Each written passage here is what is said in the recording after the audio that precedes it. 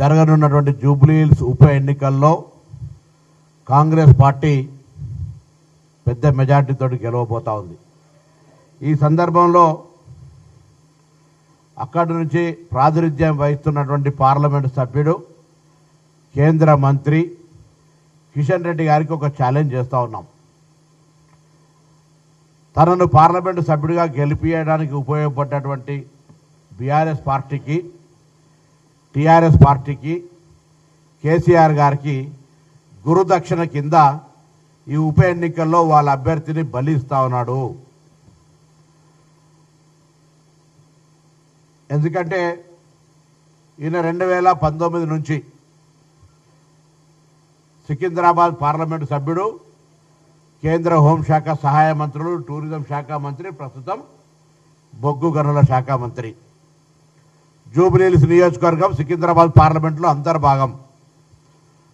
ఒకసారి ఓట్ల సరళి చూసుకున్నట్టయితే 2018 శాసనసభ ఎన్నికల్లో కాంగ్రెస్ పార్టీకి 52,975 ఓట్లు వస్తే టీఆర్ఎస్ పార్టీ 68,979 తోటి గెలిచింది. ఆనాడు బీజేపీకి 8,517 ఓట్లు వచ్చినాయి. 2023 శాసనసభ ఎన్నికల్లో కాంగ్రెస్ పార్టీకి 64,212 ఓట్లు వస్తే టీఆర్ఎస్ పార్టీకి 80,549 ఓట్లు వచ్చినాయి. బీజేపీకి 25,866 ఓట్లు వచ్చినాయి.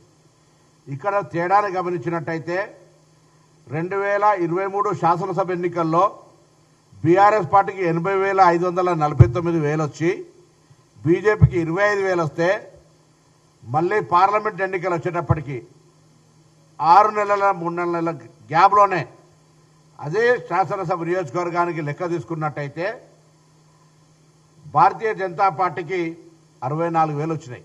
25,000 నుంచి 64,000కు పెరిగింది. టీఆర్ఎస్ పార్టీకి సంబంధించి 80,000 ఓట్లు వచ్చినాయి 2023 శాసనసభలో. వాళ్ళ అభ్యర్థి గెలిచినాడు. కానీ పార్లమెంటుకి వచ్చేటప్పటికి వాళ్ళకు ఓన్లీ 18,000 ఓట్లు వచ్చినాయి. అంటే ఉల్టా పల్టా కుండ మార్పిడి, ఓటు మార్పిడి లాగా ఇది ఆనాడు ఎవిడెన్స్డ్. ఇది తెలంగాణ కోసమో నేను మాట్లాడుతుంది కాదు, ఎన్నికల సంఘం యొక్క డాక్యుమెంట్ ప్రకారంగా ఎన్నికల ఫలితాలను ఓటర్ వెబ్సైట్లో చూసిన ప్రకారంగా మీకు స్పష్టమైనటువంటి కనబడుతూ ఉంది.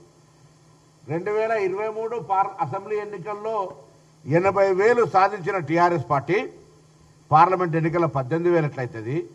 25,000 సంపాదించినటువంటి బీజేపీ పార్టీ 64,000 ఎట్లా పెరుగుతుందో ఒకసారి ఆలోచన చేయండి. ఇది కంప్లీట్గా మ్యాచ్ ఫిక్సింగ్. అందుకే ఇప్పుడు నేను ఎందుకు ఛాలెంజ్ చేస్తా ఉన్నా, లోక్సభ నియోజకవర్గ పార్లమెంటు సభ్యులు మీరు, ఈ జూబ్లీహిల్స్ అందులో అంతర్భాగము. మీరు ఎన్నికలకు సంబంధించిన నిర్వహణ చేస్తున్న తీరు, మీరు ఎన్నికల్లో అభ్యర్థులకు సంబంధించిన అంశం మీద భారతీయ జనతా పార్టీ వైఖరి అన్నిటినీ అన్ని కోణాల నుంచి పరిశీలించిన తర్వాత చూస్తే మీ పార్టీలో ఉన్నటువంటి రాజాసింగ్ లాంటి వాళ్ళు మాట్లాడినటువంటి పరిస్థితులను అంచనా వేసుకుంటే స్పష్టంగా 2023 శాసనసభ ఎన్నికల్లో మీకు సాధించిన ఓట్ల కంటే ఇవాళ కేంద్రంలో అధికారం నుండి 12 సంవత్సరాల నుంచి మీరు తెలంగాణకి ఏం తెలియని అంశం తెలిసి ఈ పరిస్థితి ఉత్పన్నమైంది. ఇవాళ 2024లో మీ గెలుపుకు సహకరించినాడు కాబట్టి ఇవాళ మీరు ఆ శాసన సీట్లల్లో వాళ్ళకు టీఆర్ఎస్కు లోపాయకారిగా సపోర్ట్ చేస్తూ ఉన్నారు అనే మాట మాట్లాడుతున్నాను. కేటీఆర్ గారు తానా అంటే కిషన్ రెడ్డి తందానా అంటాడు, కిషన్ రెడ్డి తానా అంటే కేటీఆర్ తందానా అంటాడు. ఇందరి మూస పోసినట్టే ఇద్దరు ఒకరికొకరు కూడా బలుకున్నట్టు మాట్లాడుతూ ఉన్నారు. ఇది ప్రజలు గమనించాలి. అటేసిన ఓటు ఇటే, ఓటు ఇటేసిన అటే. ఈ సందర్భంలో సరే రాజకీయాలు నడుస్తూ ఉంటాయి, మేము కూడా మాట్లాడుతున్నాం, వాళ్ళు మాట్లాడుతున్నారు. ఒకటే ఒక ఛాలెంజ్ కిషన్ రెడ్డి గారు, పోయినసారి 25,000 వచ్చినాయి, ఈసారి అన్ని ఓట్లు తెచ్చుకోగలుగుతావా? లేకపోతే దేన్ని ఛాలెంజ్ చేస్తాం. ఓటు కూడా 6% వస్తే పోల్లా డిపాజిట్ వస్తుంది. మీకు ఆ విశ్వాసం ఉందా? స్థానిక ఎంపీవి కదా, ఎంపీగా ప్రాతినిధ్యం వహిస్తున్నావు, కేంద్ర మంత్రివి కదా, డిపాజిట్ వస్తుందా? మేమైతే మాకున్న అంచనాల ప్రకారంగా 3 అంకెలంటే 10,000 కంటే కూడా ఓటు దాటే ప్రశ్న లేదు. ముందు నుంచి చెప్తా ఉన్నాం.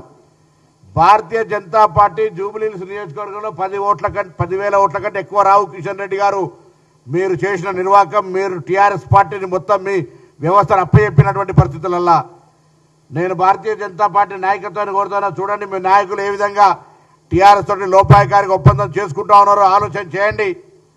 మొత్తంగా జూబ్లీహిల్స్ ఎన్నికల్లో కంప్లీట్గా సరెండర్ అయిపోయి వాళ్ళకు పూర్తిగా పోతున్న సందర్భంలో పార్టీ కార్యకర్తలు పార్టీని బతికించుకోవడానికి మేల్కోవాలి. పార్టీని నమ్ముకొని కష్టపడుతున్న కార్యకర్తలను ఏ విధంగా సమాధి చేస్తా ఉన్నారో చూడండి. అలా అందుకే దయచేసి కేంద్ర మంత్రిగా గతంలో కేసీఆర్ ప్రతిపాదన మేరకు తెలంగాణ రాష్ట్ర బీజేపీ అధ్యక్షుడిగా బాధ్యతలు నిర్వహించినటువంటి కిషన్ రెడ్డి గారు, కేసీఆర్ గారికి రక్షణ కవచంగా ఉండేటువంటి కిషన్ రెడ్డి గారు, పార్లమెంటు సభ్యుడిగా గెలవడానికి పూర్తి సహకారం తీసుకున్నటువంటి కిషన్ రెడ్డి గారు ఈ జూబ్లీహిల్స్ ఉప ఎన్నికల్లో టీఆర్ఎస్కు మద్దతునిచ్చేటువంటి కార్యక్రమాన్ని కొనసాగిస్తున్న విషయాన్ని జూబ్లీహిల్స్ ప్రజలు, తెలంగాణ ప్రజలు, భారతీయ జనతా పార్టీ కార్యకర్తలు, టీఆర్ఎస్ పార్టీలో బీజేపీ భావజాలానికి వ్యతిరేకంగా ఉన్నటువంటి వ్యక్తులు, ఇదంతా కూడా కవిత గారు చాలా సందర్భాలు ఎప్పుడో విలీనం చేస్తే ప్రతిపాదన ఉందని మేము కాదు. సో ఇవన్నిటి దృష్ట్యా కంటోన్మెంట్ ఉప ఎన్నికల్లో ఏ విధంగానైతే ఉప ఎన్నికల్లో కాంగ్రెస్ గెలిపించుకున్నారో జూబ్లీహిల్స్ ఎన్నికల్లో కూడా ప్రజలు వీళ్ళ యొక్క వైఖరిని గమనించి అభివృద్ధిని ఆకాంక్షించి కాంగ్రెస్ పార్టీని గెలిపేయాలని కోరుతా ఉన్నాం.